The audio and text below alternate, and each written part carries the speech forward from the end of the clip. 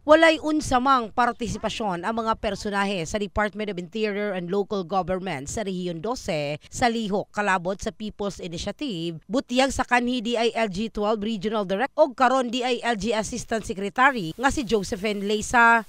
We still don't have any, wala po kaming we have not given any instruction about that. Narinig din namin.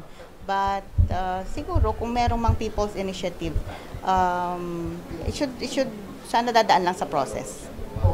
Tsaka the people should know. Dugang ni Leysa, isip career service official sa gobyerno, gibawalan sila nga muapil sa pag-exercise sa maong inisyatibo. Gibantayan usab sa DILG ang mga sakop nga posibleng muapil sa maong lakang butyag sa opisyal. Giklaro sa bagong assistant secretary sa DILG nga katungod sa tawo o galing musuporta sila sa People's Initiative. People's Initiative kasi kaya lahat tayo pwede. Di ba? Lahat tayo pwede.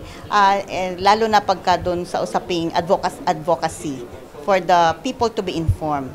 Yun yung importante sa atin. Sa Gensan, gikaingong dunay gatuyok nga papel aron papermahan sa mga tao kalabot sa giduso nga pag-amyenda sa probisyon sa 1987 Constitution nga gikaingong bugti sa perma mao ang ayuda. In the heart of changing lives. Kini sa Brigada Richelle Gubalani sa Brigada News Gensan. Brigada News!